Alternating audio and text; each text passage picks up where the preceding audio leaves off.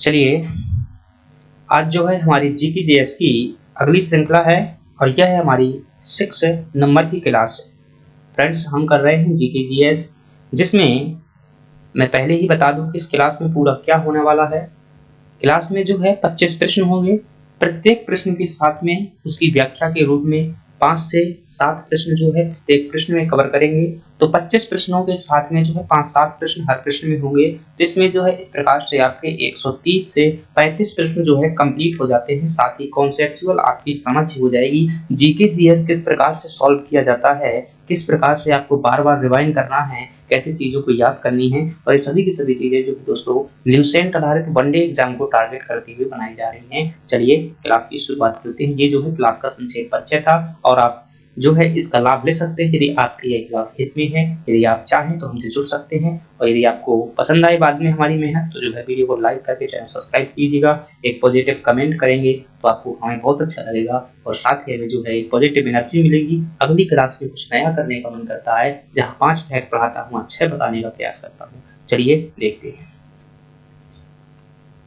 आप एक प्रश्न को ध्यानपूर्वक देख लीजिएगा, समझ लीजिएगा और इसी प्रकार से जो है आगे का प्लान करिएगा। चलिए हम देखते हैं। प्रश्न है हमारा इतिहास विषय का प्रश्न है। सभी के सभी प्रश्न जो किसी न किसी परीक्षा में पूछे गए होते हैं, जो कि वनडे एग्जाम के अंतर्गत होती है या फिर पीसीएस की प्रारंभिक परीक्षा में पूछे गए प्रश्न होते हैं, वही प्रश्न उठाए जा सकते हैं। चलिए देखते हैं। वह शासक कौन था जिसने राज सिंहासन पर बैठने के लिए अपने बड़ी भाई सुसीम की हत्या कर दी थी? फ्रेंड्स, हम बात कर रहे हैं मौर्य सम्राट अशोक की बात कर रहे हैं। अब मौर्य सम्राट अशोक जो है दोस्तों वह शासक था जिसने न सिर्फ अपने भाई की हत्या की थी, जबकि ऐसा कहते हैं कुछ इतिहासकार कि उसने 99 भाइयों की हत्या कर दी थी। चलिए अशोक के बारे में क्या क्या आपसे प्रश्न पूछे जा सकते हैं। एक प्रश्न आता है दोस्तों कि अशोक जो है किस सम्राट से संबंधित था। तो पहली बात आप ध्यान रखिएगा, ये मौर्य वंश से संबंधित था, जो कि बिंदुसार का पुत्र था। दूसरी बात, अजातशत्रु जो यहाँ पर दिया हुआ किससे संबंधित था? यह दोस्तों बिंबिसार का पुत्र था और हर्यक वंश से संबंधित था। आपसे पूछे कनिष्क जो है यह है आपका मौर्योत्तरकालीन शासक है, जो कि कुषाण से संबंधित था। आपसे पूछे सिमोके, ये जो है आपका दोस्तों यह जो है सातवाहन वंश का शासक था। सातवाहन वंश का शासक था। अब हम अशोक के बारे में देखें तो अशोक से आपसे प्रश्न पूछा जाता है, अशोक जो है शासक बनने से पहले कहाँ का राज्यपाल था? तो आपका जवाब होगा अवंती का राज्यपाल हुआ करता था, जो कि 11 वर्षों तक रहा था। कलिंग युद्ध दोस्तों 261 ईसा पूर्व में हुआ था, अशोक के समय पर हुआ था। इसी युद्ध में जो है अशोक का हृदय परिवर्तन हुआ था और उन्हें बौद्ध धर्म अपना लिया था। बौद्ध धर्म जब अशोक ने ग्रहण किया था तो किस बौद्ध भिक्षु के प्रभाव में? कभी कभी ये प्रश्न पूछ लेता है। तो दोस्तों इसमें 2 नाम आते हैं, एक आता है उपगुप्त और एक आता है आपका निग्रोथ। ये निग्रोथ वही व्यक्ति है जो अशोक के बड़े भाई यानी कि सुसीम का पुत्र हुआ करता था, जो सुसीम की हत्या कर दी थी जब अशोक ने। तो उसकी माँ जो है गर्भवती हुआ करती थी, वो जैसो कैसो अपनी जान बचा करके भागी थी और वहां से भाग जाने के पश्चात उसका बड़ा हुआ, बाद में बौद्ध भिक्षु बना और उसने जिस प्रकार से अशोक को ज्ञान दिया, अशोक उससे क्या प्रभावित हो गया और उसी के प्रभाव में बौद्ध धर्म अपना लिया था। फ्रेंड्स, अशोक जो है आपने जो है सिर्फ उसका एक तरफा इतिहास पढ़ा हुआ है। मैं बता दूं जानकारी के लिए, अशोक जो है पहले जो है एक है, काफी उसके कृत्य ऐसे हैं जो संभवतः आपको नहीं पता, परंतु वो जानने की जरूरत भी नहीं, हम परीक्षा की बात कर रहे हैं। और बाद में जो है अशोक का समय दोस्तों 3 प्रकार का है, एक साधारण अशोक है, एक चंड अशोक है, एक जो है मतलब एक कल्याणकारी अशोक है। तो हम जो है किताबों में समानता मिलता है, कल्याणकारी अशोक के रूप में पढ़ते हैं। बौद्ध संगीति अगर आपसे पूछे अशोक के समय पर कौन सी बौद्ध संगीति हुई थी, तो तीसरे नंबर की बौद्ध संगीति हुई थी और ये कहाँ पर हुई थी? पाटलिपुत्र में हुई थी। और इसकी अध्यक्षता किसके द्वारा की गई थी? मोगली पुत्र द्वारा की गई थी। मोगली पुत्र तिस्स द्वारा जो है इसकी अध्यक्षता की गई थी। चलिए इसी प्रकार से प्रश्न हर प्रश्न को सॉल्व करते हैं। आगे देखते हैं अगला प्रश्न।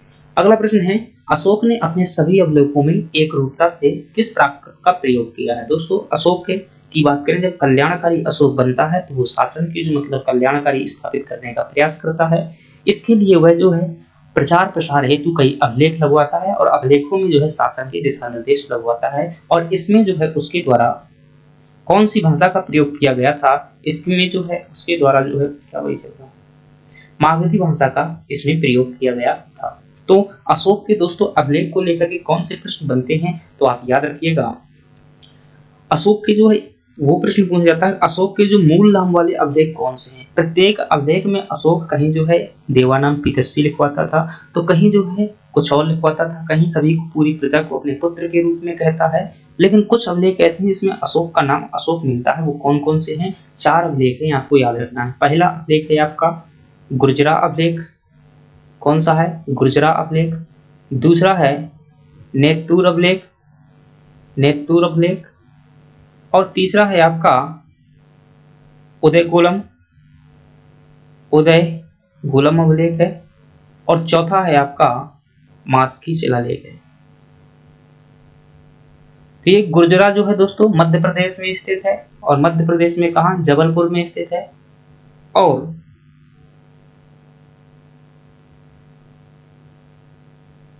आपको नेत्तूर जो है ये कहाँ पर पड़ता है? नेत्तूर कर्नाटक में पड़ेगा, और उदयगोलम भी कर्नाटक में पड़ेगा। मास्की जो है उत्तराखंड में पड़ेगा।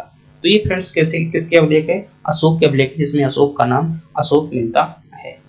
एक संभवतः अभिलेख और है उसका, अशोक का जो रूपनाथ अभिलेख है, मुझे याद आ रहा है, पता नहीं लेकिन इसमें नाम मिलता है या नहीं मिलता है, आपको ध्यान रखना है। रूपनाथ कहाँ पर स्थित है? ये भी आपका मध्य प्रदेश के जबलपुर में स्थित है। और गुर्जरा जो है ये कहाँ है? मध्य प्रदेश के दतिया में स्थित है। कहाँ स्थित है? मध्य प्रदेश के दतिया में। ये बातें आपको ध्यान रखनी। चलिए अगला प्रश्न देखते हैं। अगला प्रश्न है अद्वैतवाद के मतलब जो अद्वैतवाद सिद्धांत था उसके प्रतिपादक कौन थे? इसका सही जवाब है आपका शंकराचार्य। बहुत मोस्ट इंपोर्टेंट प्रश्न है दोस्तों, यहाँ से आपसे पूछा जाता है। तो समझिएगा ध्यान से थोड़ा सा कि जैसे ही दोस्तों भक्ति आंदोलन का उदय हुआ, दक्षिण भारत में हुआ, और जो नैनार हुआ करते थे, नैनार किसके उपासक थे? ये शैव के उपासक हुआ करते थे।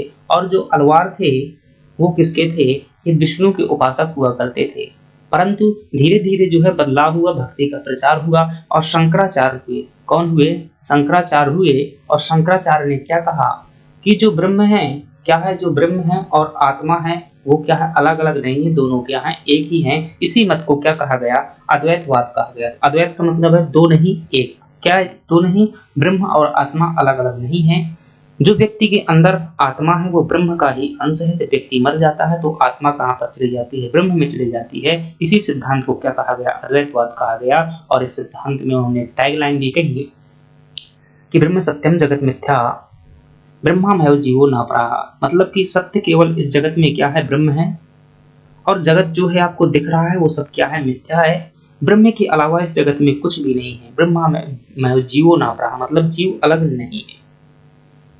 अब आपसे यहाँ से कुछ और बातें पूछी जाती हैं। आपसे पूछे अद्वैतवाद का प्रतिपादन किसने किया था? तो ये तो आपने बता दिया, शंकराचार्य ने किया था। कि इसमें क्या कहा गया कि जो आत्मा है प्लस ब्रह्म है दोनों क्या है? एक ही है। दोनों क्या है? एक है। यही क्या है? अद्वैतवाद है। लेकिन एक सिद्धांत और आता है विशिष्टाद्वैतवाद, और इसका प्रतिपादन किसने किया था दोस्तों? इसका प्रतिपादन किया था रामानुजाचार्य ने। रामानुज ने किया था। किसने किया था? रामानुज ने किया था। और इन्होंने तर्क देते हुए क्या कहा कि अगर ब्रह्म है और आत्मा एक ही है तो मतलब कि कुछ लोग तो क्या होते हैं? बहुत घटिया प्रवृत्ति के होते हैं। कुछ लोग क्या करते हैं? चोरी करते हैं। तो इसका मतलब ये थोड़ी ना होता है कि ब्रह्म भी चोरी करता है। कुछ लोग जो है बलात्कार भी करते हैं, तो क्या ब्रह्म भी बलात्कार करता है? तो शंकराचार्य के इस सिद्धांत को नकारते हुए रामानुज ने एक नया सिद्धांत दिया। कहा हाँ होते हैं, परंतु विशिष्ट स्थितियों में होते हैं, ये सभी लोगों में नहीं होते हैं। जैसे कि राम सीता, राम सीता इनमें जो क्या है? ब्रह्म एक ही है। कृष्ण राधा इसमें ब्रह्म एक ही है। लेकिन सभी लोगों में जो है ऐसा नहीं होता है, क्योंकि ब्रह्म जो है पाप नहीं करता है, आत्मा जो है पाप करती है। तो इस ये सिद्धांत किसने दिया था? विशिष्टाद्वैतवाद का मतलब क्या होता है? विशिष्ट स्थितियों में अद्वैत है, बाकी जो है अलग अलग। ब्रह्म और आत्मा क्या है? अलग अलग है, लेकिन विशेष परिस्थिति में क्या अद्वैत है। अगली बात करें, अगला सिद्धांत है द्वैतवाद। और दोस्तों द्वैतवाद का प्रतिपादन किसने किया था? द्वैतवाद का जो पहले है द्वैताद्वैतवाद, मतलब कि दो होते हुए भी एक है। द्वैत का मतलब क्या होता है? दो होता है। द्वैत, इसे संधि विच्छेद करेंगे तो इसका मतलब क्या निकल करके आएगा? द्वैत प्लस अद्वैतवाद। तो द्वैताद्वैतवाद और इसका प्रतिपादन ये भाई क्या है? आगे ज्यादा लिखा हुआ है ना। द्वैताद्वैतवाद का प्रतिपादन किया था निम्बकाचार्य ने, निम्बकाचार्य ने। और इसका मतलब होता है कि दो हैं लेकिन फिर भी वो एक है। जैसे कि राम सीता, इसमें उदाहरण आप अप्लाई कर सकते हैं। द्वैतवाद का मतलब प्रतिपादन होता है, इसका मतलब ये होता है कि आत्मा और ईश्वर क्या है, अलग अलग है। और द्वैतवाद का प्रतिपादन किसने किया था दोस्तों, ये किया था माधवाचार्य ने। किसने किया था, माधवाचार्य ने किया था। और एक सिद्धांत और है जिसका नाम है शुद्धाद्वैतवाद और इसका प्रतिपादन किया था वल्लभाचार्य ने।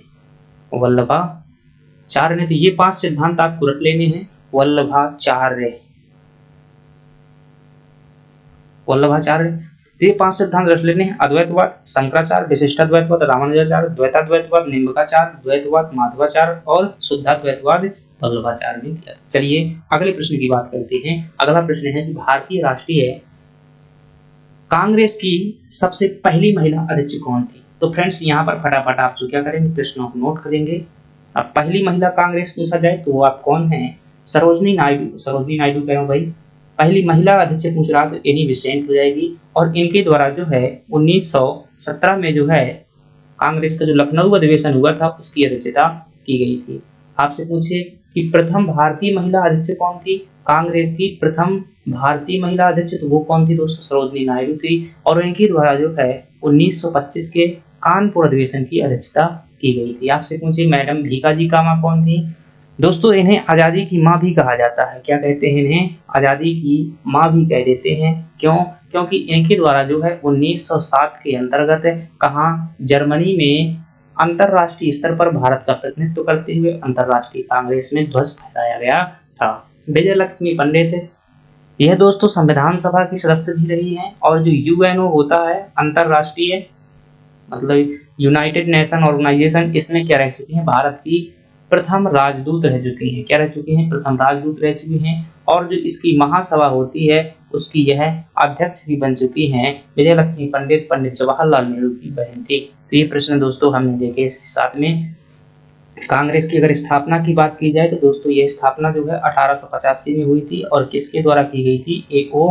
ह्यूम साहब के द्वारा की गई थी। और इस समय पर जो गवर्नर जनरल हुआ करता था वो कौन था, डफरिन था। इतनी बातें ध्यान रखना। अगला प्रश्न देखते हैं कि स्वराज्य मेरा जन्मसिद्ध अधिकार है और मैं उसे लेकर के रहूंगा, यह नारा किसने दिया था। तो फ्रेंड्स यह नारा जो है भारत के वीर स्वतंत्रता सेनानी गरम दल के नेता बाल गंगाधर तिलक का नारा है। यह इन्होंने दिया था 1916 में जब कांग्रेस में वापस इन्होंने ज्वाइन किया था। अरविंद घोष दोस्तों ये गरम दल के नेता हुआ करते थे, लाल बाल पाल और अरविंद घोष। महात्मा गांधी दोस्तों इनका समय जो है 1915 से लेकर के 1947 तक इतिहास को गांधी युग कहा जाता है। सुभाष चंद्र बोस आपसे पूछे तो आप क्या बताएंगे कि 1943 में ये जो इंडियन नेशनल आर्मी हुआ करती थी यानी आजाद हिंद फौज, उसके क्या बने थे, कैप्टन बने थे सुभाष चंद्र बोस द्वारा। दोस्तों 1939 का जो त्रिपुरी अधिवेशन हुआ था उसमें जीते थे त्रिपुरी और साथ ही हरिपुरा अधिवेशन भी अध्यक्षता की हुई थी। 1939 का त्रिपुरी संकट यहीं से जुड़ा हुआ है। आपसे पूछे इनके द्वारा कौन से संगठन की स्थापना की गई थी, तो आप क्या बताएंगे, फॉरवर्ड ब्लॉक संगठन की स्थापना सुभाष चंद्र बोस द्वारा की थी। गांधी जी की दोस्तों आत्मकथा है, आपको याद रखना है, सत्य के साथ मेरे प्रयोग। क्या है, सत्य के साथ मेरे प्रयोग, experiment with truth, my experiment with truth इनकी पुस्तक है, आत्मकथा है। दूसरी पुस्तक इनकी हिंद स्वराज्य। हिंद मतलब कि भारत आजादी के बाद कैसा होगा, कैसा स्वयं का राज्य होगा हमारा, ऐसी पुस्तक है हिंद स्वराज। बाल गंगाधर तिलक ने एक और पुस्तक लिखी थी जिसका नाम था दोस्तों गीता रहस्य। और गीता रहस्य के अलावा इन्हें जो है लोकमान्य के उपनाम से भी जाना जाता है, लोकमान्य के उपनाम से भी जाना जाता है। 1920 में इनकी मृत्यु हो गई थी। और इन्होंने दोस्तों गणेश उत्सव और शिवाजी उत्सव भी मनाए थे 1907-8 के अंदर। इसी कारण इन्हें 1908 में जेल हो गई थी। चलिए अगले प्रश्न की बात करते हैं। और अगला प्रश्न है भारत में ऊर्जा का मुख्य स्रोत क्या है। दोस्तों ये जो ऊर्जा है भारत में अभी कितनी भी प्रगति हो गई हो लेकिन मुख्यतः जो लगभग 60% 70% तक ऊर्जा कहाँ से बनती है, आज भी कोयला से बनती है। तो इसका मुख्य स्रोत क्या हो जाएगा दोस्तों, ताप विद्युत हो जाएगा। आणविक ऊर्जा दोस्तों परमाणु से भी कई जगह पर ऊर्जा बनती है, जल विद्युत से भी बनती है जैसे कि भाखड़ा नांगल में है, कई नदियों में परियोजनाएं बनी हुई हैं लेकिन बहुत लिमिटेड ऊर्जा उनसे प्राप्त होती है। 70% ऊर्जा किससे प्राप्त होती है, कोयला से प्राप्त होती है। और कोयला में दोस्तों कैसे बनती है कि सबसे पहले कोयला भट्टी में डाला जाता है, भट्टी बहुत बड़ी भट्टी होती है, बहुत बड़ा टैंक लगाया जाता है, इस प्रकार से यहाँ कोयला जलाया जाता है। और ये जो है क्या पानी यहाँ पर गर्म होता है, पानी गर्म होता है, फिर यहाँ से भाप जो होती है, इस प्रकार से भाप बाहर निकाली जाती है, इसके माध्यम से क्या है टरबाइन चलता है, टरबाइन घूमता है, इसी से विद्युत बनती है। सौर ऊर्जा की बात करें दोस्तों, जो रीवा में विश्व का सबसे बड़ा सोलर प्लांट लगाया गया है, ये मध्य प्रदेश में पड़ता है। 750 मेगावाट इसकी क्या है क्षमता है, 750 मेगावाट। चलिए अगला प्रश्न देखते हैं। अगला प्रश्न है कि भारत का प्रथम परमाणु ऊर्जा उत्पादन केंद्र कौन सा है। तो दोस्तों भारत में जो है 8 परमाणु ऊर्जा उत्पादन केंद्र है, उसमें से जो पहला है आपका वो कौन सा है, तारापुर जो है ये है। तारापुर जो है महाराष्ट्र में स्थित है, ये आपका प्रथम। आपसे पूछे एक जो है आपका राजस्थान में स्थित है, कहाँ पर स्थित है भाई, पहले यहाँ की देख लेते हैं, तो इनके अलावा जो भी होंगे लिख देंगे। नरौरा कहाँ पर स्थित है फ्रेंड्स, ये भी आपका उत्तर प्रदेश में स्थित है, एक ये हो जाएगा। पहला जैसे मान लीजिए पहले नंबर का ये है महाराष्ट्र में तारापुर, दूसरा हो जाएगा नरौरा उत्तर प्रदेश में। कलपक्कम जो है तीसरा दोस्तों तमिलनाडु में है, ये रूस के सहयोग से लगाया गया था। चौथा काकरापार गुजरात में है। और 5वें नंबर का आपसे पूछे कैगा, और कैगा कहाँ पर पड़ता है फ्रेंड्स, ये है आपका कर्नाटक में, तुम्हें कैगा मिल जाएगा। 6वें नंबर में अगर बात करेंगे तो 6वें नंबर में है आपका रावत भाटा, ये आपका कहाँ पर पड़ेगा, राजस्थान में पड़ता है।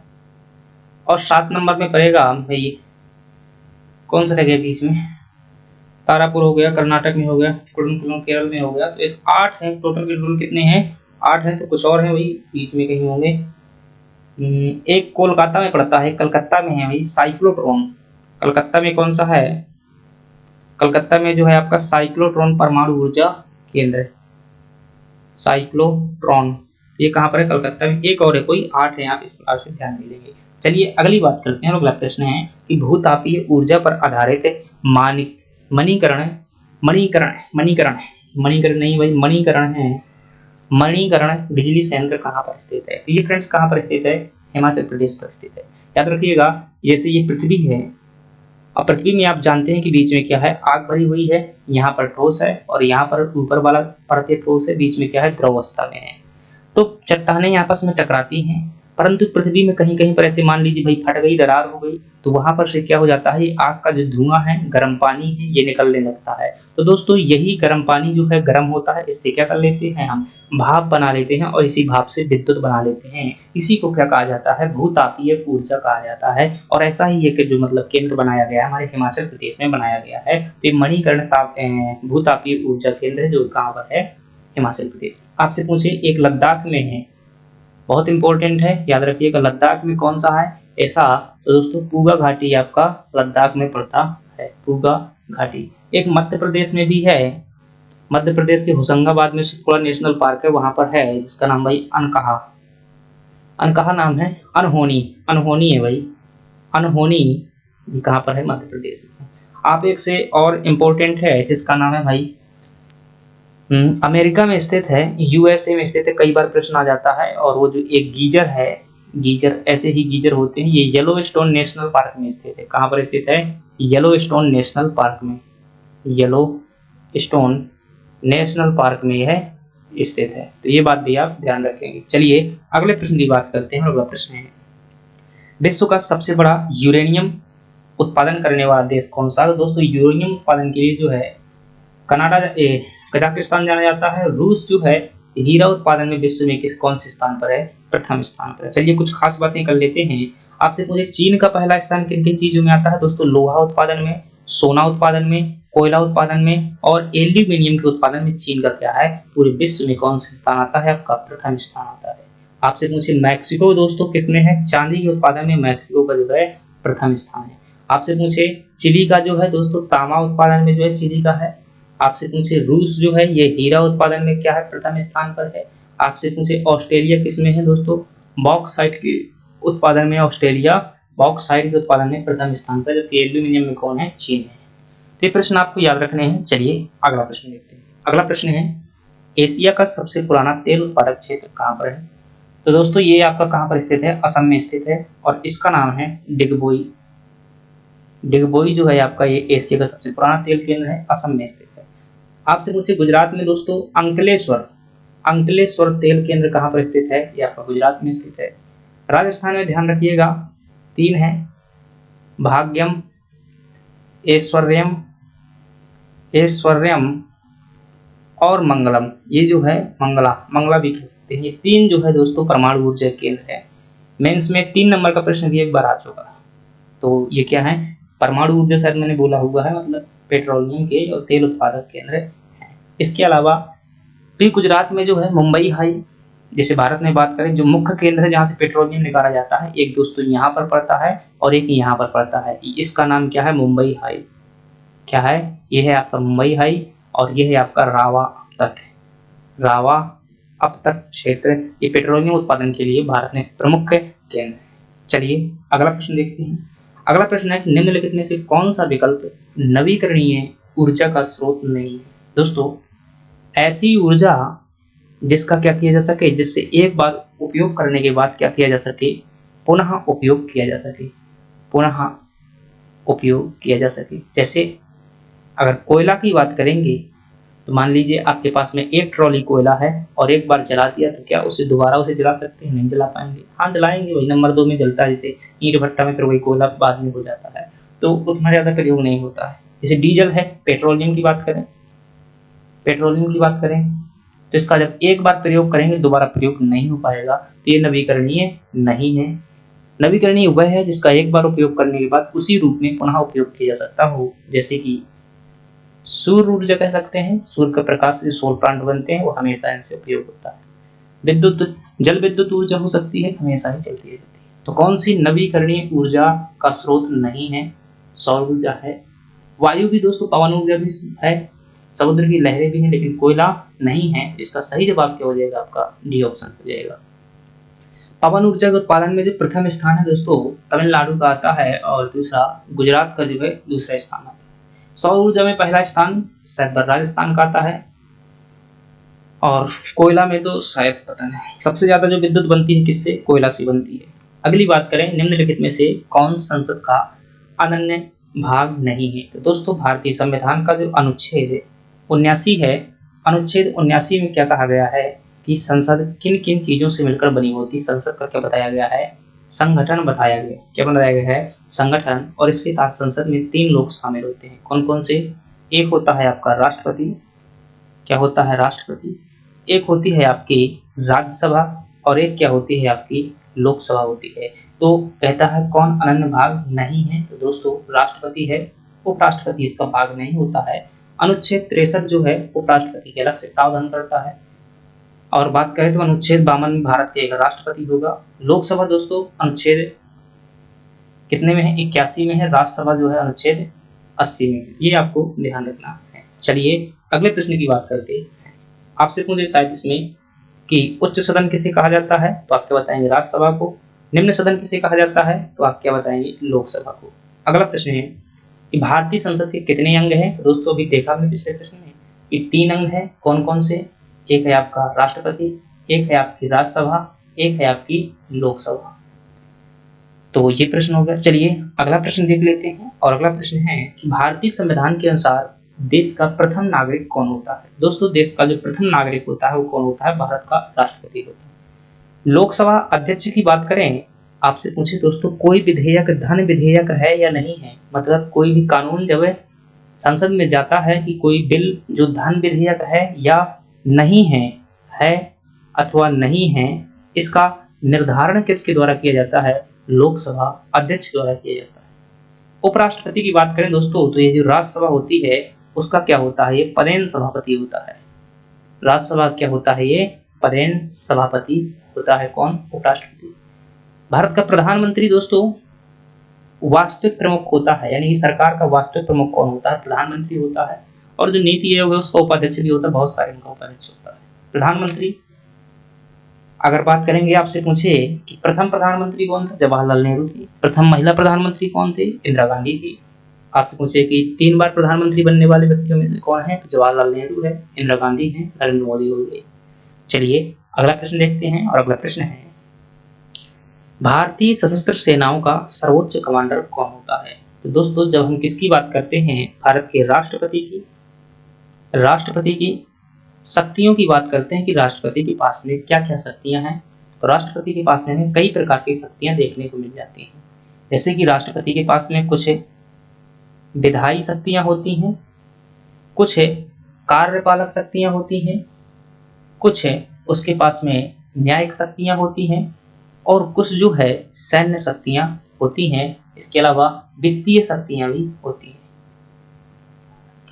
वित्तीय शक्तियों में बात करें तो उसके पास में क्या होती है, जो आकस्मिक निधि होती है उसका मालिक राष्ट्रपति होता है। विधायी शक्तियों की बात करें तो अनुच्छेद 123 के तहत वो क्या करता है, अध्यादेश जारी करता है और संसद का खुद हिस्सा होता है अनुच्छेद 79 के तहत। कार्यपालिका में बात करें दोस्तों, जितने भी मंत्री होते हैं, प्रधानमंत्री होते हैं, यूपीएससी, एमपीपीएससी, ऐसे जो बहुत सारे आयोग होते हैं उनकी नियुक्ति करता है। न्यायिक शक्तियों में बात करें तो सुप्रीम कोर्ट के जज होते हैं, हाई कोर्ट के जज होते हैं, उनकी नियुक्ति करता है। सैन्य शक्तियों में बात करें दोस्तों, जितनी भी तीनों सेनाएं होती हैं जल थल, उनका प्रमुख कमांडर कौन होता है, सबसे बड़ा कमांडर राष्ट्रपति होता है। तो आपको सही जवाब क्या हो जाएगा, ए ऑप्शन हो जाएगा। चलिए अगले प्रश्न की बात करते हैं। अगला प्रश्न है कि परमाणु के नाभिक में क्या होता है। दोस्तों आप इस संरचना देखिएगा, यहाँ से ये संरचना जो देख पा रहे हैं क्या है, परमाणु की संरचना है और इसके जो आप केंद्र में देख रहे हैं, इसके जो केंद्र में देख रहे हैं ये क्या है, आपका नाभिक है। इसके नाभिक में क्या होता है, प्रोटॉन होता है, प्लस क्या होता है, न्यूट्रॉन होता है और इस प्रकार की जो कक्षाएं होती हैं इनमें क्या करता है, इलेक्ट्रॉन जो है गति करता है। क्या करता है, इलेक्ट्रॉन गति करता है। तो नाभिक में क्या होते हैं, प्रोटॉन व न्यूट्रॉन होते हैं और इलेक्ट्रॉन कहाँ होते हैं, कक्षाओं में गति करते हैं। आपसे पूछिए न्यूट्रॉन की खोज किसने की थी, तो आपका जवाब क्या होगा, चैडविक द्वारा जो न्यूट्रॉन की खोज की गई थी। आपसे पूछिए इलेक्ट्रॉन की खोज किसने की थी, तो जो सर जे थॉमसन हुआ करते थे, इलेक्ट्रॉन की खोज की गई थी। लेकिन याद रखिएगा इलेक्ट्रॉन में आवेश किसने बताया था, तो वहाँ पे आवेश जो है थॉमसन ने नहीं बताया था, मैं शायद याद नहीं कर रहा हूँ भाई, मिल्कन है शायद, चार्ल्स मिल्कन आप थोड़ा सा देख सकते हैं, लेकिन थॉमसन तो नहीं है इसका उत्तर, आवेश मिल्कन ने बताया था। तो ये क्या है आपके प्रश्न। नाभिक में दोस्तों कौन सा होता है, पॉजिटिव चार्ज होता है, ध्यान रखिएगा। न्यूट्रॉन में कोई चार्ज नहीं होता है, इलेक्ट्रॉन में नेगेटिव चार्ज होता है, प्रोटॉन में भी नेगेटिव पॉजिटिव चार्ज होता है प्रोटॉन में। अगले प्रश्न की बात करते हैं। अगला प्रश्न है आधुनिक आवर्त सारणी में वर्गों की कुल कितनी संख्या होती है। फ्रेंड्स जो हम देखते हैं मैं सिंपल सी भाषा में समझा रहा हूँ। ये क्या है, आपकी एक आवर्त सारणी है, मैं ऐसे बना रहा हूँ। तो ये जो खड़ी लाइनें हैं, इन खड़ी लाइनों को क्या कहा जाता है, वर्ग कहते हैं या समूह कहते हैं। जो ये क्षैतिज लाइनें हैं, ये वाली जो बना रहा हूँ हॉरिजॉन्टल, ये क्या कहलाती हैं, आवर्त कहलाती हैं। तो जो ये क्षैतिज लाइनें हैं इन्हें क्या कहा जाता है, आवर्त कहा जाता है। और जो ऊर्ध्वाधर लाइनें हैं इन्हें क्या कहते हैं, समूह कहते हैं या इन्हीं को वर्ग कह दिया जाता है। तो कहता है जो आधुनिक आवर्त सारणी है दोस्तों, जो शुरुआत में सारणी बनाई गई थी किसके द्वारा बनाई गई थी, मेंडलीव ने आवर्त सारणी बनाई थी और इसने जो है ज्ञात 63 तत्वों को क्या किया था, व्यवस्थित किया था। लेकिन बाद में अधिक तत्वों की खोज की गई और ये तत्व कितने हो गए, 118 तत्व हो गए। तो इन 118 तत्वों की जो सारणी बनाई गई थी मोसले जी द्वारा बनाई गई थी। किसके द्वारा, मोसले द्वारा। और जो इनकी आवर्त सारणी हुआ करती थी इसमें जो है दोस्तों समूह कितने थे, 18 समूह थे और आवर्त कितने थे, तो आपसे पूछे आवर्त इसमें कितने थे, आवर्त जो है 9 आवर्त हुआ करते थे। कितने आवर्त, 9 आवर्त। और जो इन्होंने सारणी बनाई थी इसमें 7 आवर्त थे। कितने थे, 7 आवर्त थे और 18 या 16 समूह थे भाई, रहने 7 मतलब इसमें कम थे, बाद में ज्यादा हो गए थे। तत्व आपसे चाहे तत्व पूछ ले कितने तत्व थे तो ये बता दीजिएगा। मोसले द्वारा बनाई और जो मोसले ने सारणी बनाई थी उसे क्या कहते हैं, आधुनिक आवर्त सारणी कहते हैं। तो ये कॉन्सेप्ट आप याद रखिएगा, रटने से बेहतर है। मोसले ने ही क्या दिया था भाई, इन्होंने जो आवर्त सारणी बनाई थी तो किसके आधार पर बनाई गई थी, परमाणु क्रमांक के आधार पर बनाई थी, परमाणु क्रमांक के आधार पर बनाई थी। और इन्होंने जो मेंडलीव ने आवर्त सारणी बनाई थी वो किसके आधार पर, परमाणु द्रव्यमान या परमाणु भार के आधार पर बनाई हुई थी। तो ये बातें आप याद रखिएगा। आधुनिक आवर्त सारणी यानी कि मोसले की आवर्त सारणी कितने समूह हैं, तो 18 समूह हैं। आवर्त पूछ रहा है तो आवर्त कितने हैं, 7 आवर्त हैं, आपको सही जवाब हो जाएगा। तो आई होप आपको समझ में आया हो। चलिए अगली बात करते हैं। अगला है कि हिस्टोलॉजी शब्द का प्रयोग सबसे पहली बार किसने किया था। दोस्तों जो हिस्टोलॉजी शब्द है, हिस्टो का मतलब होता है ऊतक और ऊतक किसे कहते हैं, तो जो ग्रुप ऑफ सेल है, group of cell together is called tissue. मतलब जो ऊतक होते हैं वो क्या होता है, कोशिकाओं का समूह होता है। लेकिन याद रखिएगा समान प्रकार की कोशिकाओं का समूह जो समान कार्य करती हैं क्या कहलाता है, उनका समूह जो ऊतक कहलाता है। और ऊतक के जो इस शब्द का प्रयोग किया था किसने किया था, मेयर ने किया था। ऊतक में जो दोस्तों बहुत महत्वपूर्ण ऊतक है आपसे पूछा जाता है फ्लोएम और जाइलम को लेकर के, हालांकि ये पादप ऊतक है लेकिन प्रश्न तो आता है फ्लोएम पूछे तो ये जो खाद्य पदार्थ होते हैं पौधों में उनका परिवहन करता है, खाद्य पदार्थों का परिवहन करता है। और आपसे पूछे जो जाइलम होता है ये किसका परिवहन करता है, ये जो है पौधों में जल का परिवहन करता है। स्लीडेन एवं स्वान दोस्तों इन्होंने क्या दिया हुआ था, कोशिका सिद्धांत का प्रतिपादन किसने किया था, स्लीडेन और स्वान द्वारा किया गया था। रॉबर्ट हुक ने जो दोस्तों क्या की थी, कोशिका की खोज की थी रॉबर्ट हुक ने, और मैमन बाह्य अलग जुड़ी हुई। फ्रेंड्स चलिए अगला प्रश्न देखते हैं। उत्तर है आपका ये हो गया। अगली बात करते हैं आनुवांशिक यूनिट अर्थात जीन क्या होते हैं। दोस्तों जीन कहाँ पर पाए जाते हैं ये पूछता है। तो पहली बात आपसे पूछे कि आनुवांशिकता की इकाई क्या होती है, मतलब आपसे पूछे आनुवांशिकता की इकाई, भाई जो प्रश्न आता है ना तो मैं हाईलाइट कर रहा हूँ, आनुवांशिकता की इकाई आपसे पूछी जाती है तो क्या बताओगे आप, ये बताओगे। आनुवांशिकता के अगर आपसे जनक पूछ ले तो क्या बताएंगे कि ग्रेगर जॉन मेंडल को जो है आनुवांशिकता के जनक कहा जाता है। लेकिन ये जीन किसे कहाँ पाए जाते हैं, प्रत्येक जीव दोस्तों जो है उसमें जीन जो है ये किसकी होती है, आनुवांशिकता की इकाई होती है। मतलब कि आपकी जो भाषा है अपने माता पिता जैसी है, आपकी शकल सूरत है, शरीर जो है माता पिता जैसा है, तो उसका कारण क्या है, जीन है, आनुवांशिकता इसी कारण होती है। और जीन कहाँ पर मिलते हैं, आपके गुणसूत्रों में पाए जाते हैं। गुणसूत्र कहाँ पाए जाते हैं दोस्तों, ये केंद्रक में पाए जाते हैं।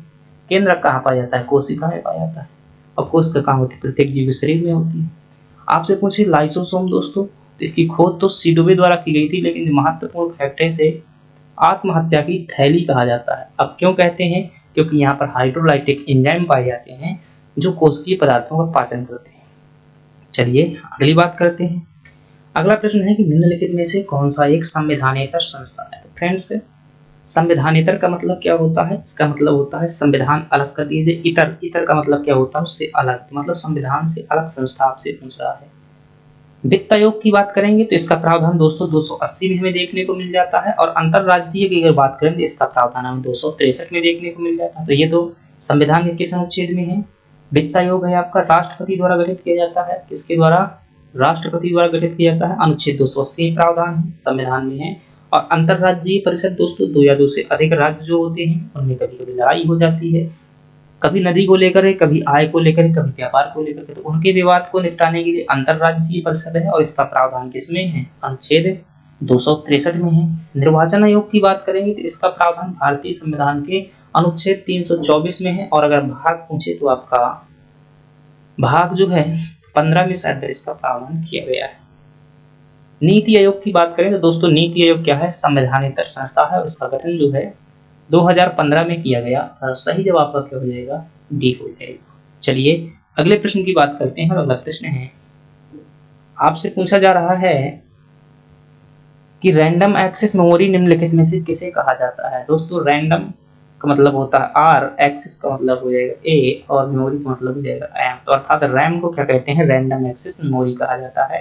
तो आपका सही जवाब क्या हो जाएगा, रैम हो जाएगा। रोम दोस्तों मतलब क्या होता है, रोम का होता है रीड ओनली मेमोरी। दोस्तों मेमोरी कई प्रकार की होती है, एक स्थायी होती है, एक अस्थायी होती है। अब उसी को यदि हम मतलब लाइट के आधार पर डिवाइड कर दें तो वोलाटाइल और अनवोलाटाइल हो जाती है, लेकिन आप उस कंफ्यूजन में पड़िएगा। रोम का पूरा नाम आपसे पूछे तो क्या हो जाएगा, read only memory, read only memory. P ROM दोस्तों ये जो रोम होती है कई प्रकार की होती है, जैसे कि एक होती है एस रोम, एक होती है पी रोम, एक होती है ईपी रोम। तो इसका मतलब है static ROM, programmable ROM, erasable programmable ROM, मतलब कि जिसे लिखा भी जा सके मिटाया भी जा सके। तो पी रोम क्या है, जिसे प्रोग्राम किया जा सकता है, वो एक प्रकार की रोम है। तो इसका सही जवाब क्या हो जाएगा, ए हो जाएगा।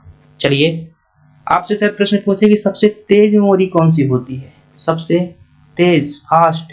तो इसमें क्या हो जाएगी दोस्तों, जो कैश मेमोरी होती है वो सबसे तेज होती है, सबसे छोटी भी होती है कैश मेमोरी। अगला प्रश्न है आपके सामने कि जो वानखेड़े स्टेडियम है तो वो कहाँ पर स्थित है। मुझे लगता है कि अगर आप थोड़ी सी भी क्रिकेट के शौकीन हैं तो ये प्रश्न आपको पता होगा। तो वानखेड़े स्टेडियम कहाँ पर है, मुंबई में, चेन्नई में, चिपाक लिखते हैं चिपाक, ठीक है, चिपाक स्टेडियम है चिन्ना स्वामी। कलकत्ता में जो आपका स्टेडियम मिल जाएगा यहाँ पर है दोस्तों ईडन गार्डन, ईडन गार्डन कहाँ पर है? कलकत्ता में ये स्थित है। और एक और महत्वपूर्ण स्टेडियम है भाई, आपसे पूछे ग्रीन पार्क कहाँ पर स्थित है? ग्रीन पार्क तो आप क्या बताएंगे? ये कानपुर में स्थित है। अभी एक और जो जहाँ पर फाइनल हुआ था मोटेरा स्टेडियम है, नरेंद्र मोदी स्टेडियम भी इसी को कह दिया जाता है, ये कहाँ पर स्थित है? ये आपका जो है गुजरात में स्थित है। चलिए अगला प्रश्न देखते हैं, और अगला है कि प्रथम महिला मुख्यमंत्री कौन थी? दोस्तों 2-4 महिला लिख लीजिएगा कि प्रथम महिला मुख्यमंत्री है वो कौन है? सरोजनी नायडू। सॉरी क्या पूछ रहा है भाई, मुख्यमंत्री पूछ रहा है तो कौन हो जाएंगी आपकी? सुचेता कृपलानी हो जाएंगी प्रथम महिला मुख्यमंत्री। शायद आपसे पूछे ये कहाँ पर थी, बनी थी? उत्तर प्रदेश की बनी थी। आपसे पूछे प्रथम महिला राज्यपाल कौन थी, तो आपका जवाब होगा सरोजनी नायडू। और कहाँ की बनी थी? यूपी की बनी थी।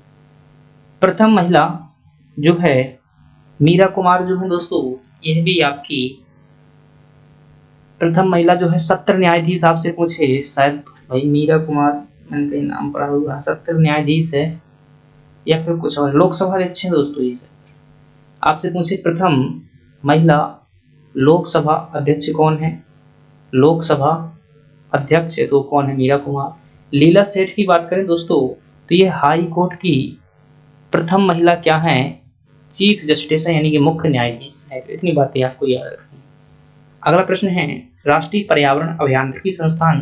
दोस्तों शॉर्ट में से राष्ट्रीय बोले तो नेशनल, पर्यावरण बोले तो इन्वायरमेंट, अभियांत्रिकी बोले तो इंजीनियरिंग, संस्थान बोले तो इंस्टीट्यूट। तो इसे शॉर्ट में क्या कह दिया जाता है? नीरी। ऐसा भी प्रश्न आता है। नीरी कहाँ पर स्थित है?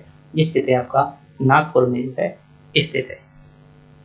चलिए अगली बात करते हैं, और अगला बात संसार का सबसे बड़ा परितंत्र कौन सा है? परितंत्र शब्द दोस्तों एक यहाँ से बार बार प्रश्न आता है। एक प्रश्न पूछा जाता है इस शब्द का पहली बार प्रयोग किसके द्वारा किया गया था? परितंत्र बोले या परिस्थिति तंत्र बोले, इंग्लिश में इकोसिस्टम बोलते हैं। प्रयोग किसके द्वारा किया गया था? तो ध्यान रखना एजी कैंसले के द्वारा जो है इस शब्द का प्रयोग किया गया था पहली बार। ये बात आपको याद रखनी है, रख लेनी है। दूसरी बात, सबसे बड़ा परिस्थिति तंत्र कौन है संसार का? तो वो कौन सा होता है दोस्तों? सागर परिस्थिति तंत्र जो है सबसे बड़ा है। यहाँ सागर का मतलब किसी छोटे सागर से संबंध महासागर से है। और आपसे पूछे सबसे स्थिर परिस्थिति तंत्र कौन सा होता है? तो दोस्तों जो ये वाला परिस्थिति तंत्र हो गया महासागर सबसे स्थिर परिस्थिति तंत्र है। और आपसे पूछे भाई एक सबसे पूछे जो मतलब कृत्रिम परिस्थिति तंत्र का उदाहरण कौन सा है? ये प्रश्न कई बार आता है। कृत्रिम परितंत्र का उदाहरण कौन सा है? तो आपका जवाब क्या होगा? जो धान का खेत होता है वो क्या है? कृत्रिम परितंत्र का उदाहरण है। और आपसे पूछे कि परिस्थिति तंत्र में जो है दोस्तों उत्पादक कौन होता है? उत्पादक ये भी प्रश्न पूछ लेता है। तो इसमें जो हरे पौधे होते हैं वो क्या होते हैं? उत्पादक होते हैं। आपसे पूछे यहाँ पर अपघटक की भूमिका कौन निभाता है? अपघटक की भूमिका परिस्थिति तंत्र में तो जो कवक होते हैं सूक्ष्म जीव अपघटक की भूमिका निभाते हैं। आपसे पूछे परिस्थिति तंत्र को लेकर के दोस्तों उत्पादक, उपभोक्ता, अपघटक 3 होते हैं। तो यही प्रश्न है। परिस्थिति तंत्र में एक और पूछे कि ऊर्जा का मुख्य स्रोत क्या होता है? तो दोस्तों पूरे परिस्थिति तंत्र में ऊर्जा का जो मूल स्रोत होता है वो है सूर्य। इस प्रकार से फ्रेंड्स हमने 25 प्रश्न देखे, साथ में उनके साथ में 4-4, 6-6 प्रश्न देखे। और जहां तक मेरा अनुभव है मैंने हर प्रश्न को समझाने का प्रयास किया। यदि आपको क्लास उचित लगी है तो हमें लाइक सब्सक्राइब जरूर करिएगा और कमेंट में बताइएगा। हम अगली क्लास और भी बेस्ट करने का प्रयास करेंगे यदि आपकी प्रतिक्रिया पॉजिटिव होती है। चलिए धन्यवाद।